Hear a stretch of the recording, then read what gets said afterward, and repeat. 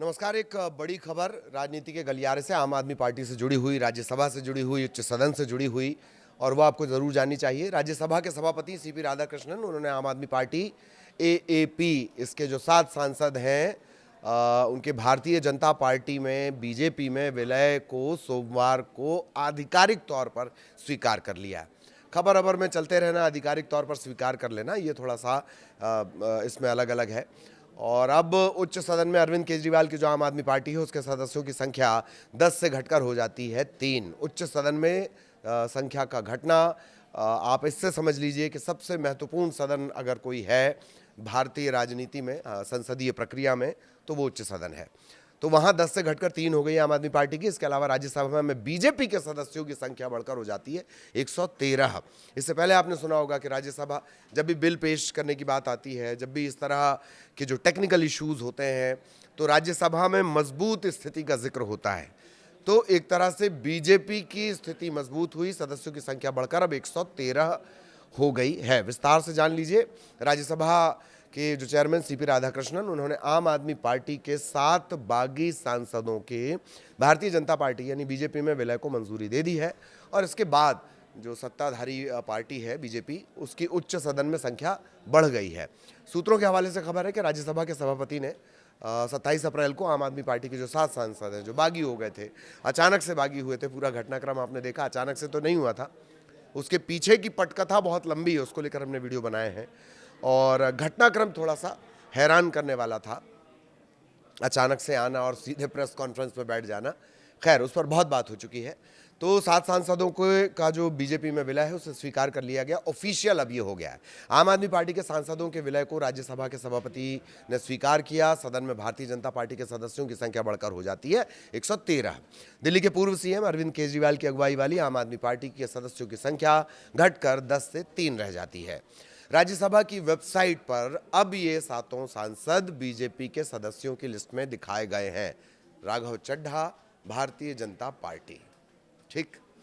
सूत्रों के मुताबिक शुक्रवार को 7 सांसदों ने राज्यसभा के सभापति को पत्र लिखा। विलय के बाद भाजपा सांसद माने जाने का अनुरोध किया, उसे स्वीकार कर लिया गया। आम आदमी पार्टी ने हालांकि रविवार को राज्यसभा के सभापति को एक पत्र लिखकर दल बदल करने वाले 7 सांसदों की सदस्यता समाप्त करने का अनुरोध किया था।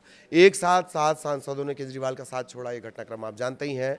और बड़े झटके के तौर पर इसे देखा गया जब राघव चड्ढा, अशोक मित्तल, संदीप पाठक, इनके साथ साथ मतलब कुल 7 राज्यसभा सदस्यों ने पार्टी छोड़ दी।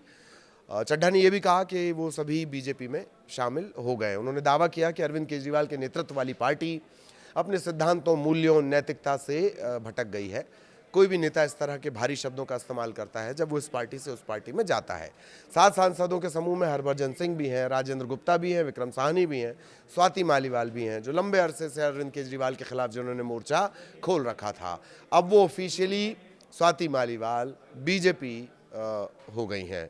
इन सांसदों के इस्तीफे की जानकारी मध्य दिल्ली के कॉन्स्टिट्यूशन क्लब में जल्दबाजी में बुलाई गई प्रेस वार्ता, प्रेस कॉन्फ्रेंस में दी गई थी।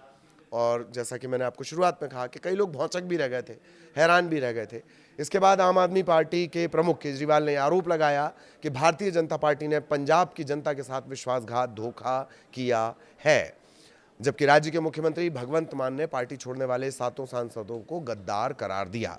बीजेपी ने सांसदों का गर्मजोशी से स्वागत भी किया। पार्टी के अध्यक्ष नितिन नवीन ने उन्हें मिठाई भी खिलाई है। राघव चड्ढा ने पार्टी छोड़ते वक्त आरोप भी लगाए हैं। आम आदमी पार्टी का कहना है कि बीजेपी ऑपरेशन लोटस शुरू कर चुकी है, पंजाब में मान सरकार के अच्छे कार्यों को रोकने की साजिश रच रही है। राघव चड्ढा ने कहा कि 7 सांसद बीजेपी में सम्मिलित हो गए क्योंकि आम आदमी पार्टी अब अपने संस्थापक सिद्धांतों का सम्मान नहीं कर रही। उन्होंने ये भी कहा कि जिस आम आदमी पार्टी को उन्होंने अपने खून पसीने से सींचा, अपनी जवानी के 15 साल दिए, वो अपने सिद्धांतों, मूल्यों और नैतिकता से पूरी तरह भटक गई है। हाल ही में चड्ढा को राज्यसभा में आम आदमी पार्टी के उपनेता पद से हटा दिया गया था, उनकी जगह मित्तल को नियुक्त किया गया था। वो मित्तल जो नियुक्त किए गए थे वो भी अब बीजेपी में है। मित्तल को नियुक्ति के कुछ दिनों बाद ही उनके घर जांच एजेंसी भी पहुंच गई थी, जांच भी करने लगी थी। कारोबारी हैं मित्तल, खैर, आम आदमी पार्टी के राष्ट्रीय महासचिव रहे पाठक ने कहा कि पार्टी उन सिद्धांतों से भटक गई है जिनकी बुनियाद पर इसकी स्थापना हुई थी।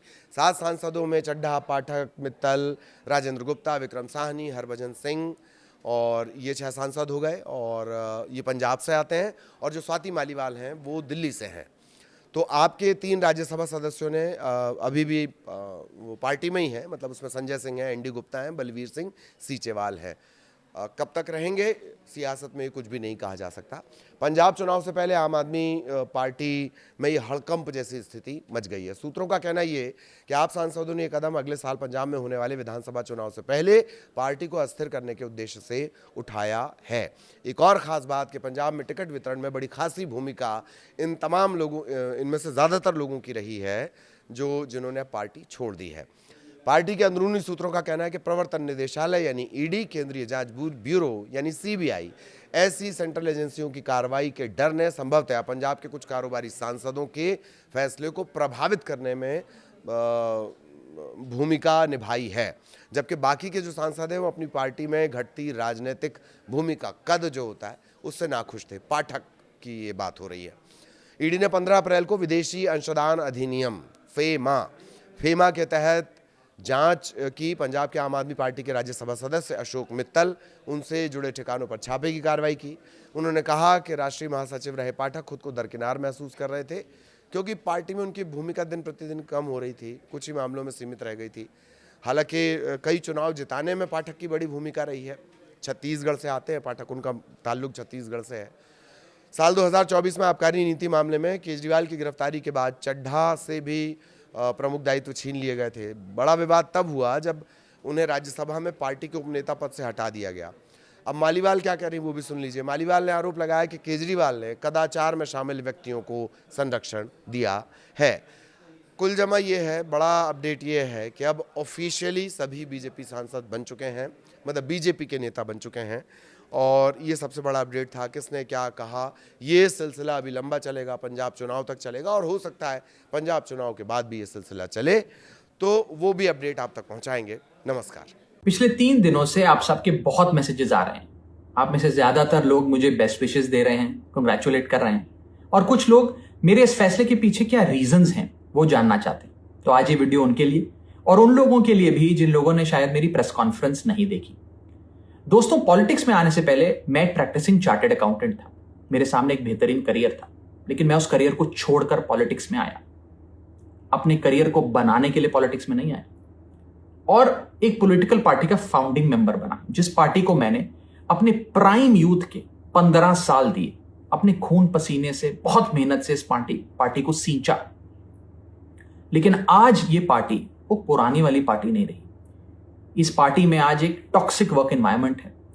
आपको काम करने से रोका जाता है, पार्लियामेंट में बोलने से रोका जाता है, और ये पॉलिटिकल पार्टी आज चंद करप्ट और कॉम्प्रोमाइज लोगों के हाथ में फंसकर रह गई है, जो अब देश के लिए नहीं, अपने निजी पर्सनल फायदे के लिए काम करते हैं।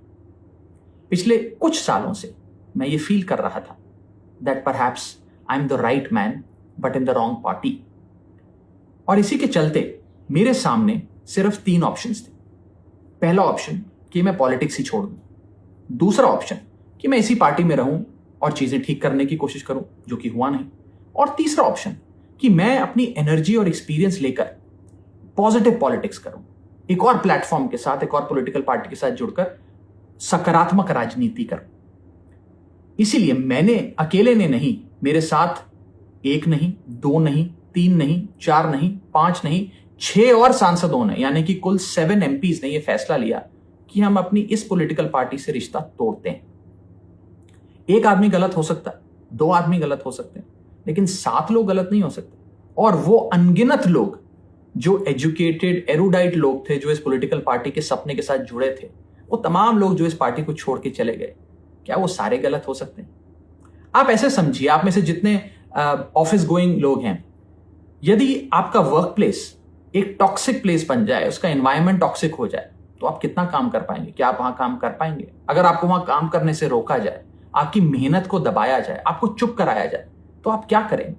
उस स्थिति में सही फैसला यही है कि आप उस वर्क प्लेस को छोड़ दें। शायद हमने भी वही किया। आप में से बहुत सारे लोगों ने ये भी मुझसे पूछा कि क्या अब मैं वैसे ही आपके मुद्दे, ordinary problems of ordinary citizens उठाता रहूंगा या बंद कर दूंगा। मैं उन्हें विश्वास दिलाना चाहता हूं कि मैं आपकी प्रॉब्लम्स को लगातार और एनर्जी के साथ और जोश के साथ उठाऊंगा। और अच्छी बात यह है कि अब हम उन प्रॉब्लम्स की सॉल्यूशंस को भी ढूंढ पाएंगे और उसे इंप्लीमेंट करा पाएंगे।